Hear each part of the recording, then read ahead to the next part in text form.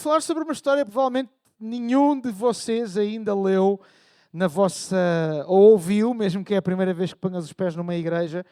De certeza que nunca ouviste falar nesta história. É uma história de duas personagens na Bíblia. Enfim, talvez um ou outro já tenham ouvido falar em Davi e Golias, mas a maior parte de vocês provavelmente nunca ouviu essa história, certo? Não conhecem, não fazem a mínima ideia. Mas é uma história tão interessante e ficou tão conhecida que ainda hoje, quando alguém mais pequeno faz frente a alguém maior, por exemplo, quando no desporto alguém, uma equipa, por exemplo, de futebol mais pequenina faz frente a uma maior, dizemos que David venceu Golias. E é uma história, e às vezes estas histórias que nós conhecemos melhor, nós cometemos alguns erros na interpretação dela. E por isso eu hoje gostava que nós olhássemos para ela e olhássemos também um pouco para a vida de David. Vou começar por ler em 1 de Samuel, no capítulo 17. E vocês desculpem que eu vou parar algumas vezes para beber água, provavelmente. Mas é para poder não só pregar aqui, mas depois logo em Fátima. E já agora, para quem for em Fátima, vou estar a pregar outra pregação, não vão ouvir a mesma duas vezes. Pronto. O Espírito Santo falou comigo, disse: não pregues a mesma, que eles não merecem levar duas vezes com a mesma palavra no mesmo dia. Às vezes até precisávamos de mais. Diz o seguinte, a partir do versículo 48, no capítulo 17 de 1 Samuel, diz que sucedeu que, levantando-se o filisteu e se indo encontrar com David, David se apressou e correu ao combate a encontrar-se com ele. David colocou a mão no alforje, tomou dali uma pedra e com a funda lhe atirou e feriu o filisteu na testa, e a pedra se lhe cravou na testa e caiu o filisteu com o seu rosto em terra. Assim David prevaleceu contra o filisteu com uma funda e com uma pedra. E feriu o filisteu e o matou sem que Davi tivesse uma espada na mão. Pelo que correu David e pôs-se em pé sobre o filisteu, tomou a sua espada, a de Golias, tirou-a da bainha, matou-o, com ela lhe cortou a cabeça, e vendo então os filisteus que o seu campeão era morto, fugiram. E no versículo 58, Saúl, o rei, à época, virou-se para David e perguntou-lhe: de quem és tu filho, meu jovem? E David respondeu-lhe: filho do teu servo Jessé belemita. Ora bem, primeiro erro que nós cometemos muitas vezes a ler esta história de David e Golias é um erro que nós cometemos muitas vezes quando já conhecemos o filme ou já sabemos o livro que estamos a ler, que é, nós lemos a história pensando que os protagonistas já sabiam o mesmo que nós sabemos. O que significa que quando nós lemos a história de David, nós já sabemos como é que vai ser o resto da história de David, mas nós até lemos esta história e já sabemos que no fim David vai matar Golias. Mas a verdade é que quando David enfrenta Golias neste momento, ele não tem o mesmo privilégio que eu e tu temos. Nós sabemos a história do fim para o princípio, mas David não sabia. David não sabia como é que ia acabar a história. Eu não estou só a falar de Golias. Eu estou a falar de tudo o que aconteceu na sua vida, incluindo ele tornar-se rei. E esse é um erro que nós muitas vezes cometemos quando olhamos para a palavra de Deus, é que a interpretamos tendo em conta aquilo que nós já sabemos, mas esquecemos de entender as circunstâncias em que aquela situação está inserida.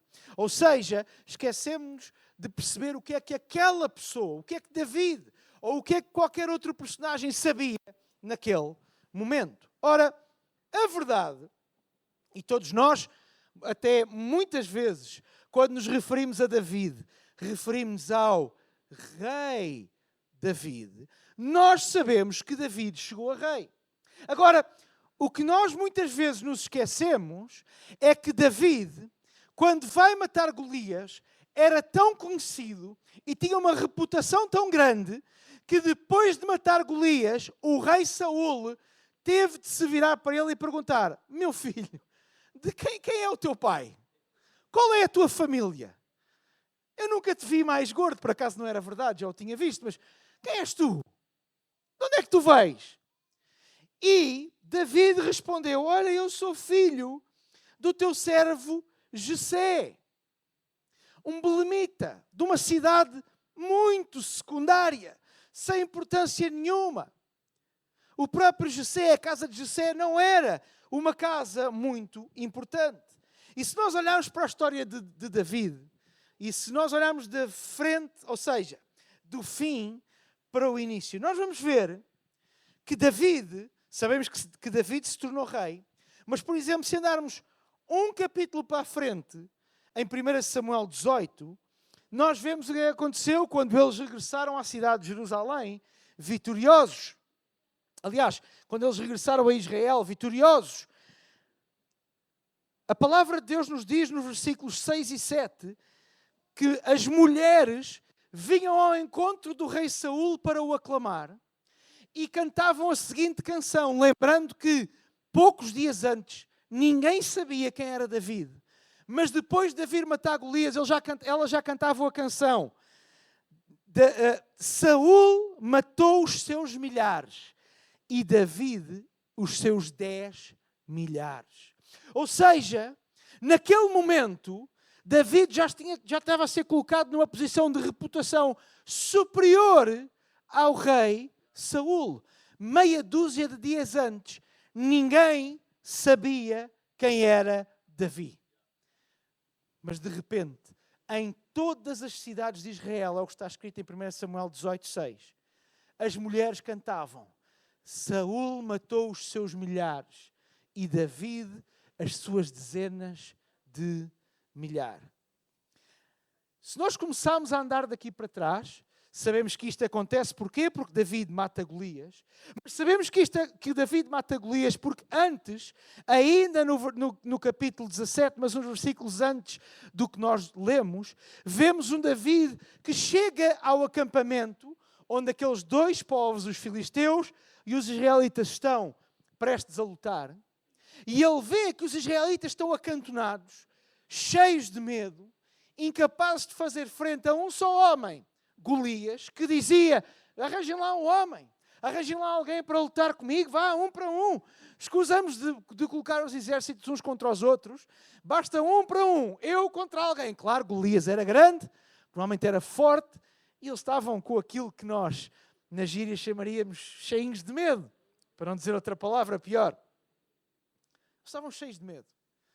E David tem a seguinte conversa. Ele diz: ninguém se angustie, 1 Samuel 17:32, por causa daquele gigante. Eu próprio me encarregarei desse filisteu. Ora, e alguém lhe perguntou: como é que um rapaz como tu pode fazer frente a um homem daqueles que é soldado desde a sua mocidade?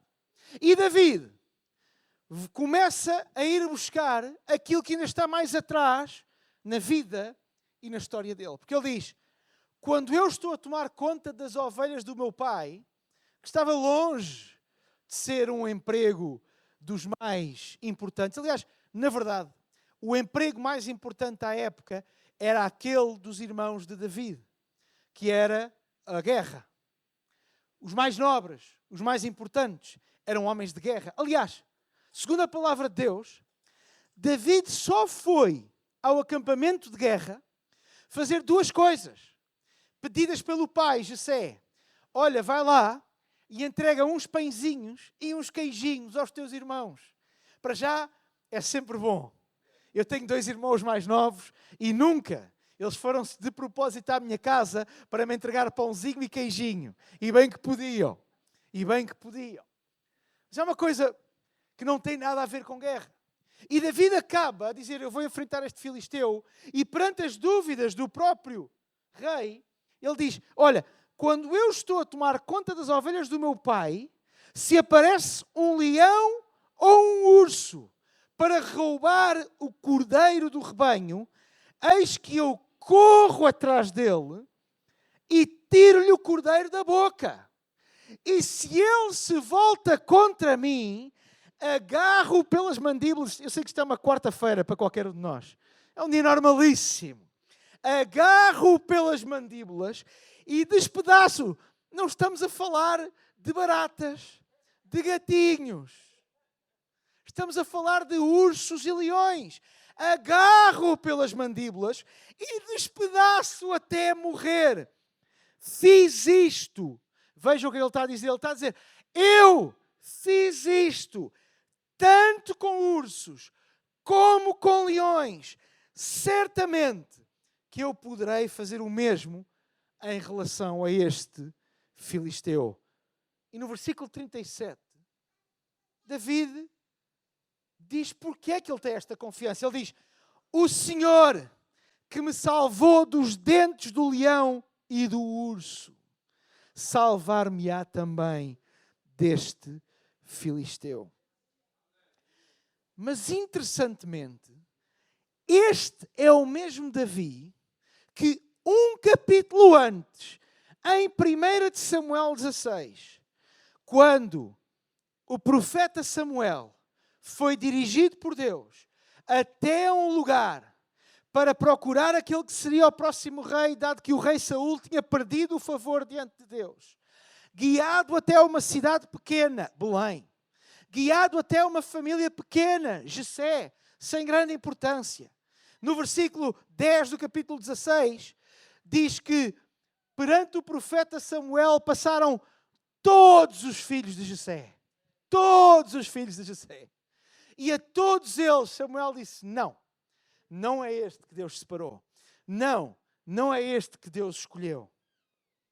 E quando Samuel, porque Samuel tinha dito, olha, traz-me os teus filhos a Jessé. Quando Samuel pergunta no versículo 11, são estes os teus filhos todos para Jessé? São estes os teus filhos todos? Jessé, o pai de David, quase como parece, a ideia que dá é quase como, espera, eu ainda tenho mais um. Como quando nós vamos ao fundo da mochila e encontramos aquela última coisa. Afinal estava aqui mais uma, olha, escondida, perdida. Já nem me lembrava bem que ela existia. Eu tenho mais um, é aquele que apacenta ovelhas. E o profeta Samuel, então, manda-o vir aqui e não nos vamos sentar à mesa, ou seja, não vamos descansar, não vamos comer, não vamos fazer nada enquanto ele não tiver chegado. Jessé mandou que o fossem buscar, a David, e a palavra de Deus no versículo 12 diz que David era um rapaz de bela aparência, assim tipo eu, rosto formoso e saudável. Vejo que não se riram, então obrigado. E o Senhor disse a Samuel, é este, ungiu. É este, ungiu. A minha palavra hoje, se vocês estão a tomar notas, e eu gostava de vos aconselhar a isso, tem o seguinte título. Esse Golias é meu. Esse Golias é meu. Sabem, todos nós aqui já fizemos esta oração e muitos até a fazemos recorrentemente. Se é que não a estamos a fazer agora mesmo na nossa vida. Senhor, o que é que eu posso fazer mais? Senhor, o que é que eu preciso fazer para tu me levares a um lugar onde eu nunca estive? A eu poder, se calhar, prosperar ou cumprir aquilo que é a tua chamada para mim, Senhor. Senhor, aquilo que tu colocaste nas minhas mãos há 10, 15, 20 anos. Senhor, o que é que eu posso fazer? O que é que eu preciso fazer? Deixa-me dizer-te uma coisa. A história de David vai-te dar, como deu a mim, cada vez que eu a estudo, ela me dá uma ideia muito prática, mas uma ideia muito importante. Se David, e nós já vamos ver isso, David, para chegar a rei, precisou de um Golias. Nós não chegamos a reis, desculpem a expressão, obviamente estou a falar figuradamente, nós não chegamos a reis sem Golias. Essa história de que vamos de glória em glória, como se de glória em glória significasse de nenúfar em nenúfar. até à nossa vitória final. Eu esbarro sempre nessa ideia, esbarro sempre com isso quando Jesus nos disse: no mundo tereis aflições. No mundo tereis Golias. No mundo tereis dificuldades. Nem sempre vai correr como eu quero. Nem sempre vai correr como eu planeei. Nem sempre vai correr como eu tinha colocado na minha cabeça. Mas tem bom ânimo. Eu venci o mundo. Foi isso que Jesus nos disse. Tem bom ânimo, porque o mesmo Senhor que me deu a força e me livrou, como disse David, das garras, das mandíbulas, do leão e do urso, vai-me dar aquele gigante que está à tua frente. Amém? Sabem, o David rei só se tornou rei porque se tornou o David das dezenas de milhares. Aquele sobre o qual as mulheres de Israel cantavam. Ele matou as suas dezenas de milhares. E o David das dezenas de milhares só se tornou assim, só ganhou essa reputação porque matou Golias. Mas também David só matou Golias porque ele tinha uma confiança daquilo que já tinha acontecido quando ele estava sozinho nos montes a apacentar as ovelhas. E quando aparecia o urso, e quando aparecia o leão, e segundo ele próprio diz, com as próprias mãos arrancava os cordeiros da boca dos animais ferozes. O mesmo quando David estava lá, no meio do monte, sozinho, com as ovelhas, o mais novo da sua casa, o mais novo da sua família, o menos importante, ele já estava a ser preparado para aquilo que ele nem sonhava. Um dia, esse David ia enfrentar um filisteu gigante, ia vencê-lo, ia ficar com uma reputação tal que as pessoas iam cantar que o rei era bom, mas ele era ainda maior. Ele fazia ainda mais. Ele matava ainda mais inimigos que o rei. E por causa disso, Deus o colocou, usou essa circunstância, deu-lhe essa reputação para que um dia ele pudesse ser-se colocado na posição de rei. Quando nós olhamos para o nosso Golias e fugimos dele, nós estamos a fugir do propósito de Deus para a nossa vida. Isto pode parecer estranho. Como assim? Eu já vou explicar. Deixa-me perguntar-te em primeiro lugar.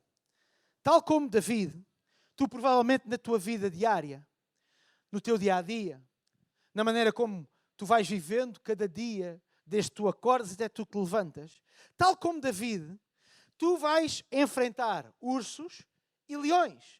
Tu vais ter situações, às vezes onde ninguém está a ver, e tu tens um urso, e tens de enfrentar um urso. Bem, e sabe Deus com quantos ursos nós nos cruzamos na nossa vida diária, amém? Vocês não, sou só eu. Sou só eu. Eu pego muitos ursos. E alguns camelos. E alguns outros animais que é melhor não... Enfim. Nós apanhamos ursos e leões. Significa que apanhamos o quê? Nós apanhamos circunstâncias onde somos obrigados a decidir. E somos obrigados a ir, mesmo sozinhos, por nossa decisão. Olha, bora. Não, isto não vai acontecer. Isto não vai acontecer debaixo dos meus olhos. Eu não vou permitir que um urso ou um leão matem um dos meus cordeiros. Matem uma das situações onde eu estou. Não. Eu vou enfrentar com as minhas próprias mãozinhas. Eu não vou permitir. Eu não vou permitir. E deixa-me fazer-te esta pergunta. No teu dia-a-dia, como é que tu enfrentas os teus ursos e os teus leões? Foges ao conflito? Foges ao combate quando é preciso? Quando às vezes somos chamados, entenda o que eu quero dizer, não estou a falar de andarmos à pancada com ninguém, nada disso. Não é preciso, regra geral, isso. Mas quando és chamado a defender aquilo em que tu acreditas, quando és chamado a tomar uma decisão para não ir ao de encontro, ou seja, para não ir contra aquilo que tu acreditas, aquilo que tu sabes que é a verdade da palavra de Deus, como é que tu enfrentas os teus ursos? Como é que tu enfrentas os teus leões? Como é que tu enfrentas os teus desafios?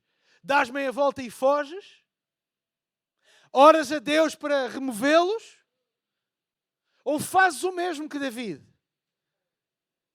Olha, é um urso, é um leão, mas eu também sei que o vou enfrentar com uma força que não é a minha.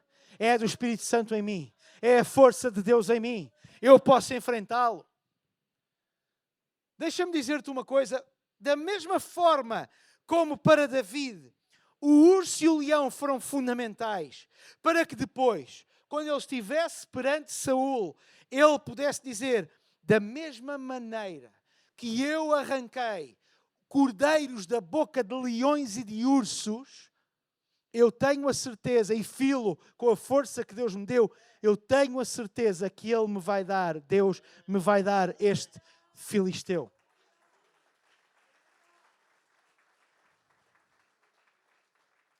A confiança que tu precisas está em tu enfrentares os teus ursos e os teus leões. A ousadia que tu precisas está em enfrentar os teus ursos e os teus leões. Sabes porquê? Porque cada dificuldade, cada desafio que tu enfrentas, cada desafio que tu estás a enfrentar agora mesmo, meu querido, minha querida, meu irmão, minha irmã, cada dificuldade que tu estás a enfrentar agora mesmo, seja ela financeira, seja ela de saúde, seja ela de relacionamentos, seja em que área for, a dificuldade que tu estás a atravessar é a preparação para o Golias que um dia vai aparecer à tua frente.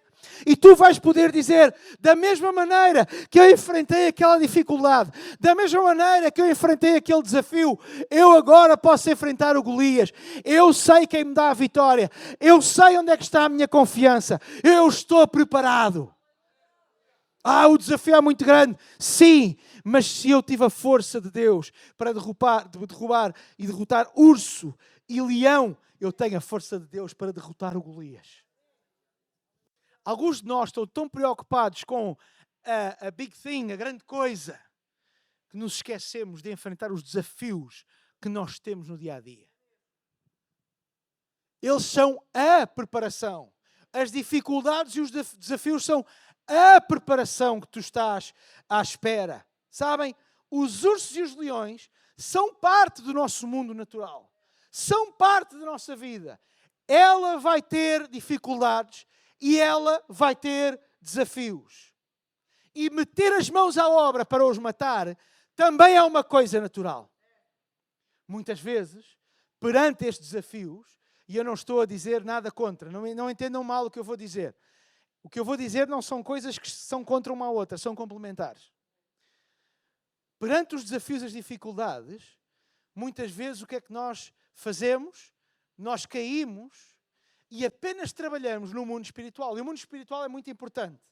Ora a Deus, ajoelha-te no teu quarto, ajoelha-te em casa, ajoelha-te na presença de Deus da igreja. Claro que sim, isso é fundamental. Mas também deixa-me dizer-te uma coisa. Oração não é contrária a pôr as mãos à obra. Pelo contrário, são complementares. Nós oramos para Deus nos dar a força, a capacidade, a sabedoria, para quando nós colocamos as mãos à obra, não seja em vão. Não seja esforço deitado à rua. Não seja uma oportunidade perdida. Mas que nós o possamos fazer com a graça, mas também com a força e com a misericórdia de Deus, quando nós enfrentamos cada desafio e cada preparação. Agora vejamos bem.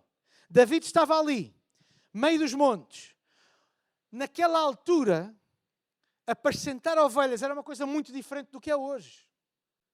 Naquela altura, apacentar ovelhas significava ausentar-se durante um grande período de tempo. Por vezes, durante dias, semanas, até meses, procurando as melhores zonas de pasto para as ovelhas. Provavelmente David estava longe da sua casa. Se ele gritasse, ninguém o ia ouvir. Ele estava sozinho. Algum de nós já se sentiu assim perante dificuldades e desafios na vida? Só eu? Não? Alguém já se sentiu assim? 4 pessoas já se sentiram assim. O resto, no final do culto, venham ter comigo, eu preciso do segredo, qual vocês usam. E ali está ele, no meio dos montes, zonas provavelmente sem nenhum tipo de habitação, sem ninguém à volta, e de repente vem um urso. E de repente vem um leão.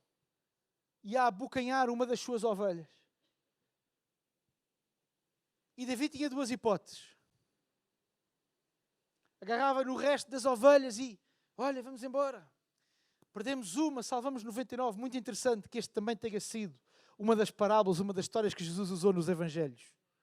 Ir à procura da ovelha perdida. E trazê-la de volta para o rebanho. É muito interessante. A Bíblia tem muito mais ligações do que nós nos lembramos muitas vezes. Enfrentar ali. Ele podia ter agarrado nas outras e vamos embora, vamos embora, vamos embora. Ele come aquela, fica satisfeito e vamos embora. Não, não, não. Eu não vou deixar aquela ovelha. Eu vou enfrentar o leão. Eu vou enfrentar o urso. Deixa-me dizer-te uma coisa. Quando vem um desafio, quando vem uma situação à nossa vida, não peças a Deus por preparação. Sabes porquê? Os ursos e os leões já são a preparação. Pede por força, pede por sabedoria, pede por capacidade, pede por o que tu quiseres. Mas o urso e o leão é a preparação. A preparação. Vocês hoje, enquanto igreja aqui em Orem, estão a celebrar 23 anos. Ao longo de 23 anos já tiveram desafios, imagino. Já tiveram dificuldades, também já tiveram vitórias. Graças a Deus. A vida também não é só desafios. A vida não é só estarmos de mangas arregaçadas à espera do próximo urso ou leão, não. A vida também é para desfrutar. Claro que sim. Mas eu acredito que nestes 23 anos, aquilo que vocês já enfrentaram é a preparação para aquilo que Deus vai fazer nos próximos 23. E nos outros 23. E na geração que vem a seguir. E na outra que vem a seguir, à que vem a seguir. E Deus continuamente nos continua a preparar para que nós possamos enfrentar aquilo que vem a seguir. E possamos com sabedoria, mas também com força, com capacidade, enfrentar cada Golias ou cada urso e leão que vem até à nossa frente. Meu querido, estás perante um urso e estás perante o leão, tu tens uma coisa a fazer: levantar-te do lugar onde tu estás e enfrentá-lo. Ele não vai embora sozinho. A resposta da oração, a resposta para alguma coisa acontecer é tu próprio levantares-te do lugar onde tu estás, pegares nas duas mãozinhas que Deus te deu e tu próprio enfrentares o urso e o leão. Tu próprio enfrentares o urso e o leão. Ai, Senhor, prepara-me. Não, não, não. Aquilo que tu estás a passar já é a preparação. Já é a preparação. Um dos gostos que eu tenho na vida é jogar futebol. Eu sei, vocês olham para mim e veem logo um atleta. É logo, na hora. Gosto muito de jogar futebol. E jogo futebol numa equipa, graças a Deus, de veteranos. Embora mesmo assim aquilo tenha um ritmo demasiado alto. E nós começamos a época em setembro. E temos normalmente 2 meses de férias, julho e agosto. E como não somos atletas profissionais, nem nada que se pareça, normalmente o pessoal chega aos primeiros treinos de setembro e vai assim mais... Como é que eu ia dizer? Vai com maior volume em graça, sabem? Vai assim, com maior volume em graça. E aqueles primeiros treinos e jogos, ouçam, aquilo quando o árbitro apita para acabar, parece que do céu desceu um anjo. E em alguns de nós, como a gente costuma dizer na brincadeira, se tapassem a boca, a gente caía ali para o lado. Porquê? Porque durante 2 meses, não só não treinámos, não só não fizemos nenhum esforço, como ainda pelo contrário. A malta teve de férias, foram para a terra, comeram, beberam, tiveram uma vida bastante farta naqueles 2 meses. E depois, à medida que vamos treinando, é que vamos estando o quê? Preparados para conseguir durar mais tempo, jogar o jogo todo, conseguir dar 2 sprints seguidos sem parecer que vamos morrer a qualquer momento. Ou seja, é o treino, é o esforço que leva a isso. Se aqui algum de vocês, por exemplo, for regularmente ao ginásio e levantar pesos, fizer treino de força, vocês sabem que a primeira vez que foram a um ginásio e tentaram levantar meia dúzia de quilos, parecia que estavam... E hoje, se calhar, vocês levantam aquilo com uma mão. Porquê? porque já treinaram, ganharam massa muscular, melhoraram a vossa capacidade de força. Sabem, é interessante que com Deus as coisas funcionam da mesma maneira. E Deus mandou o urso e o leão e colocou David numa situação em que ele teve que enfrentar ursos e leões, porque ele precisava de um David que estivesse preparado para um momento que David nem sabia que havia de vir. Para uma situação que David nem imaginava que pudesse vir. Eu imagino, e lemos há bocadinho, quando Samuel disse, não, eu vou ungir este, é este que eu vou ungir. Eu imagino a confusão que devia estar na cabeça de David, já não? Ungir? Como assim? Então, agora estava no campo a apacentar ovelhas. A casa do meu pai é pequena. Além da casa do meu pai ser pequena, eu ainda sou o mais novo da casa. Portanto, ainda havia 7 antes de mim. As probabilidades de eu ser ungido por alguma coisa seriam de 0,00000000000. Muitos zeros. Lá no fim. O que é que está a acontecer? Porque está aqui um homem e porque é que ele me está a ungir com óleo? Eu imagino a confusão. Mas eu também acredito que provavelmente, naquele momento em que enfrentou Golias, David percebeu. E por isso é que ele disse isso a Saúl. Disse, não, espera, eu já enfrentei ursos e leões. Eu estou preparado para isto. Eu já me preparei. Mas quando ele estava a enfrentar o urso e o leão, ele não estava a pensar, bom, eu tenho que responder ao urso e ao leão, eu tenho que ir, eu tenho que enfrentá-los, porque um dia vai aparecer um Golias à frente. Não, ele não fazia a mínima ideia disso. E porque eu depois mato o Golias, e porque depois matando o Golias as pessoas vão ficar a conhecer-me e vão ver que Deus está comigo, e um dia eu ainda vou ser rei. Nunca David verbalizou esta frase. E com isto eu quero te dizer uma coisa, meu querido. Tu podes não saber qual é o desafio que vem a seguir. Tu podes não saber quando é o Golias que vem a seguir. Tu podes nem saber até ao final da estrada. Tu podes não saber o que é que para ti era o mesmo que para Davi ser rei. Tu podes não saber qual é o fim, entre aspas, daquilo que Deus diz. Este é o propósito que eu tenho para a tua vida. Isto é o que eu tenho preparado para a tua vida. Mas uma coisa eu sei. Deus vai te preparar silenciosamente, sem tu perceberes, sem tu saberes o que é que vem a seguir, sem tu saberes qual é o próximo passo, o próximo Golias ou o desafio final. Ele vai te preparar, porque Ele sabe todas as coisas, porque Ele conhece-te como nem tu próprio te conheces. O Golias é o teu passe para a chamada de Deus para a tua vida. Da mesma forma que o Golias foi o passe, o cartãozinho, o bilhete para a chamada que Deus tinha para a vida de David. Sem Golias, provavelmente David não teria chegado a rei. Sem Golias, David não teria ficado com nenhuma reputação. Ninguém o conhecia. Era o 8º na linha de Jessé. Mas o Golias deu o passo. Foi o bilhete que Deus criou e colocou na vida de David para cumprir aquilo que Deus tinha para a vida dele. Que era ele ser não apenas o Davi, filho de Jessé, mas ele ser o David, o rei de Israel. O Golias é o teu passe para a chamada de Deus. E eu até te quero dizer, tu não chegas onde Deus te quer levar sem o Golias pelo meio. E por isso o título da minha mensagem hoje. Não deixes ninguém tomar o teu Golias. Mas é muito grande. Mas é muito difícil. Mas como é que eu vou conseguir matar? Olha o tamanho do meu desafio. Olha o tamanho da montanha que eu estou a passar. Pastor, mas você está a falar e você não conhece a minha vida. A tua não conhece, mas a de David eu conheço. Porque está aqui. Está escrita. Está narrada. E da mesma maneira que Deus fez com Davi, Ele faz comigo e contigo. Graças a Deus que o Golias que eu tenho que enfrentar não é mesmo um gigantone com 3 metros e tal. Graças a Deus. Porque aí eu vou-vos dizer, eu duvido um bocado. E vocês também, sejam lá francos. Olha agora a gente chegar ali fora e apanhar um granalhão de 3 metros e não sei quantos. A dizer, anda, bora, vamos à porrada. E eu metia-me no meu carrinho, e metia o acelerador, fiquei assim um preguinho assim no fundo do acelerador e só parava em casa. E mesmo assim só depois de ver que ele não tinha vindo atrás de mim.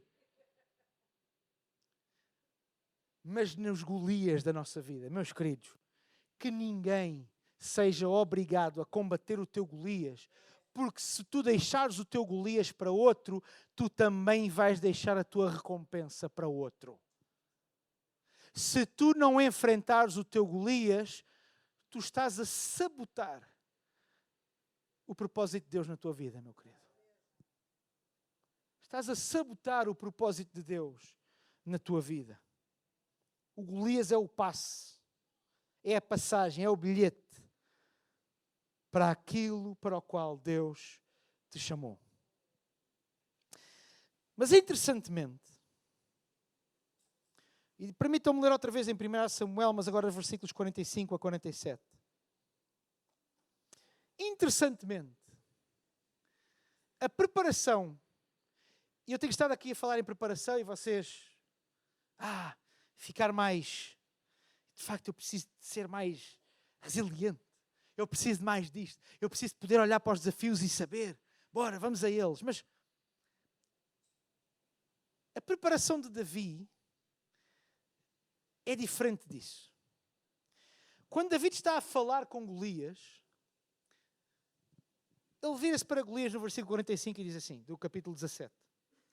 Tu vens contra mim, armado com lança e escudo, mas eu lutarei contigo em nome do Senhor dos Exércitos, o Deus das hostes de Israel, o verdadeiro Deus, a quem tu tens afrontado.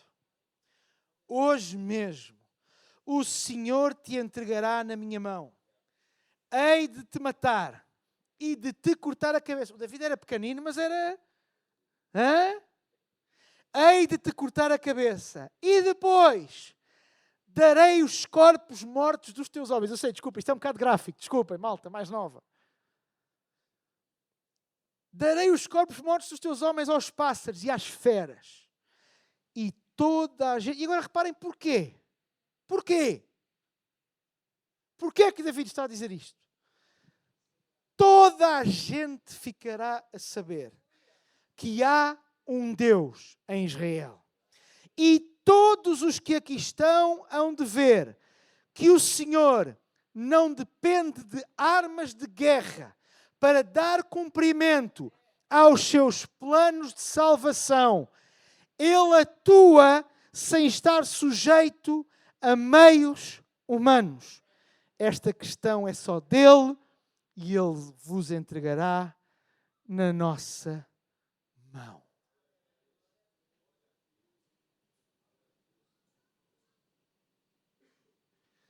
Se a mim me perguntassem, Ruben, qual é a melhor maneira para matar um gigante?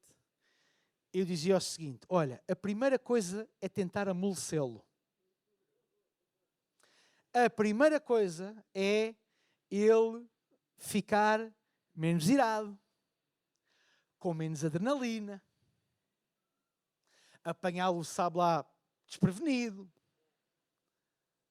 talvez até de costas, numa altura que ele não estivesse a ver.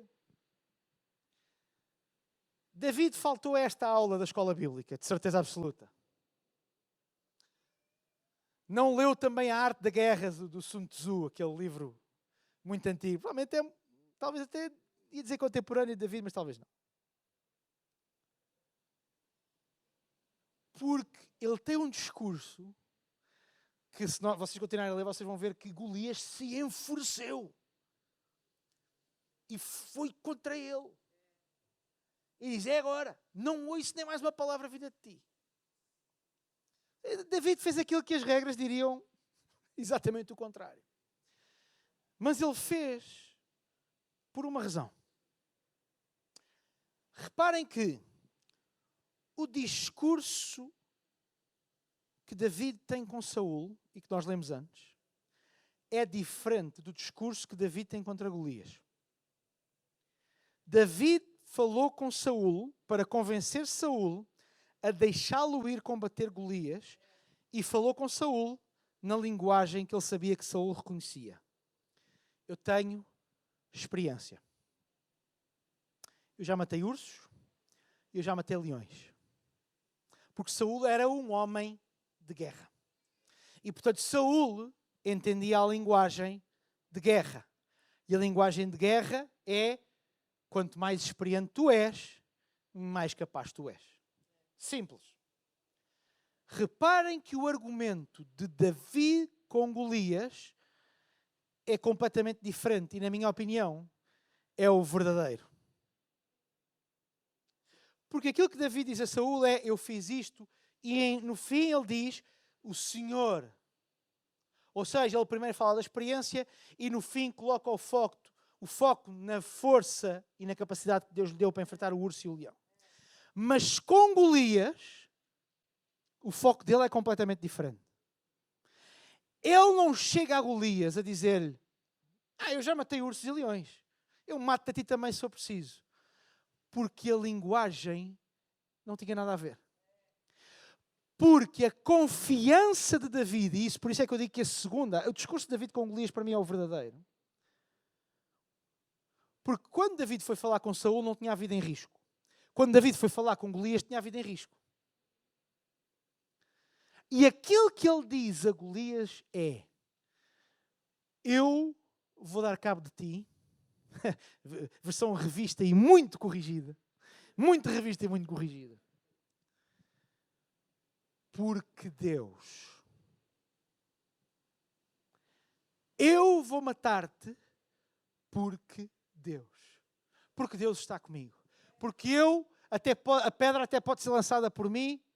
Ele não diz isto, mas a força, a pontaria, a capacidade não é por mim. Até porque, engraçado, Davi já tinha matado ursos e leões, mas a técnica que ele usou para matar os ursos e leões não foi a mesma que usou para matar o Golias. Não foi. Davi nunca disse que com a funda tinha matado. Provavelmente Davi tinha alguma experiência, claro que sim. Mas isto para te dizer uma coisa. Davi não estava preparado. A importância não era a preparação externa dele. Eu vou-te matar porque eu ando a treinar com a minha funda há 10 anos. E, meu querido amigo, eu sou campeão mundial de funda. Eu sou campeão mundial de funda. Aqueles, como é que se diz? Aqueles alvos. Eu com a minha funda acerto sempre no meio. Sempre. Por isso, só preciso fazer pontaria à tua testinha, gigantão. Não. Não é nada disto que ele diz. A preparação do David não foi externa. A preparação do David, sabe onde é que foi? Aqui dentro. A preparação do David foi aqui dentro. Para ele poder dizer: eu sei que o meu Deus me vai-te colocar nas minhas mãos. E vocês vão ver, tu vais ver, o teu povo vai ver, toda a gente vai ver que só há um Deus em Israel. Não é que só há um David, é que só há um Deus em Israel. Ele estava preparado de tal maneira que ele matou o Golias com uma técnica diferente da que supostamente tinha usado para matar os leões e os ursos. Ele nem usou a mesma técnica, desculpem. A preparação não foi a preparação técnica, mas foi a preparação do seu coração. Para quê? Para que a confiança dele estivesse no sítio certo. Se a confiança de David estivesse na força das mãos dele, hoje nenhum de nós sabia quem era David, ele não aparecia na Bíblia. Se a confiança de David estivesse na pontaria que ele tinha na funda, hoje ninguém saberia quem é David, ele não apareceria na Bíblia. Mas a confiança de David estava em Deus. O coração dele estava preparadinho a dizer assim: não, eu sei que isto vai acontecer, não por minha causa, mas porque Deus está comigo, porque Deus está conosco. Nós tendemos a pensar que a preparação para o que há de vir tem a ver com as circunstâncias externas. Ai, Deus vai tornar-me mais resiliente. Ai, eu vou ficar com a pele mais grossa. As coisas vêm e fazem ricochete. Não! O que fica preparado é o teu coração. O que Deus prepara é o teu interior. Para que tu possas ficar mais resiliente, sim, mas do teu coração. Para que tu possas olhar e olhar para a circunstância, olhar para a adversidade, olhar para o goliz e dizer assim: eu não sei como, mas eu sei uma coisa. Deus vai entregar esta dificuldade, este desafio, este Golias nas minhas mãos. Eu não vou ficar neste campo de batalha, porque eu sei que eu não estou a lutar em meu nome, ou em nome da minha família, ou até em nome da minha igreja. Eu estou a lutar em nome do meu Deus. Amém. Sabem? E eu pedi à banda que pudesse juntar-se a mim, por favor. Quando nós enfrentamos as circunstâncias do dia a dia, Deus está a preparar-nos no nosso interior, o nosso coração, a nossa atitude, a nossa capacidade. Sabem, enquanto igreja, as dificuldades, apesar de estarmos a pastorear esta igreja há pouco tempo, mas durante muitos anos temos estado a pastorear. E ao longo destes anos tenho enfrentado, eu, a Sara, a nossa família, a nossa casa, temos enfrentado às vezes circunstâncias que me levam até a dizer a Deus: Senhor, mas porquê, Senhor? Porquê? Como assim? Como é que isto acontece? Porquê esta dificuldade? Porquê este desafio? E às vezes não é só pessoal, às vezes é a própria igreja. Assim, Senhor, porquê este desafio neste momento?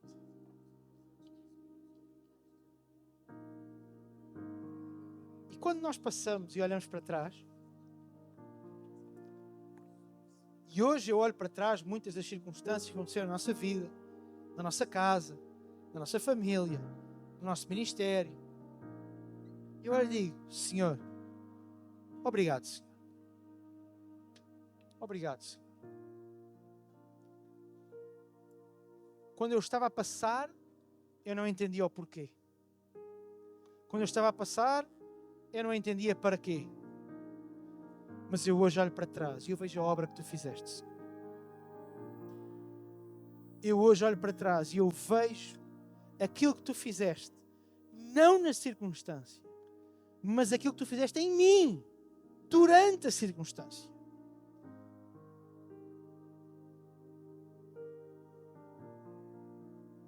Aquilo que tu mexeste no meu coração durante a circunstância.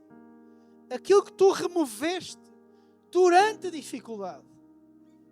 Aquilo que tu trabalhaste dentro de mim. Enquanto me estavas a preparar, Senhor. Obrigado, Senhor. Obrigado, Senhor. Obrigado, porque se aquilo não tivesse acontecido na minha vida, eu hoje seria insuportável. Seria soberbo. Estaria cheio de mim mesmo. Senhor, obrigado. Obrigado. Obrigado porque aquela circunstância me lembrou que eu sou barro nas mãos do oleiro. Que no dia em que eu me esqueço de Ti, eu esqueci-me do meu valor, porque o meu valor está em Ti, Senhor. No dia que eu me esqueci de Ti, no dia em que eu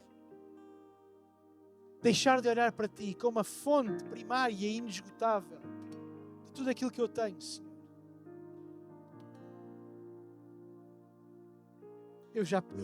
eu me perdi, Senhor. Obrigado porque esta circunstância me fez recolocar os olhos em Ti, Senhor. Obrigado porque esta situação me fez olhar outra vez para Ti, Senhor. Perceber que de Ti vem o meu socorro, que de Ti vem a minha força, que de Ti vem a sabedoria que eu preciso todos os dias da minha vida, Senhor. Paizinho, obrigado, Jesus. Obrigado, Senhor.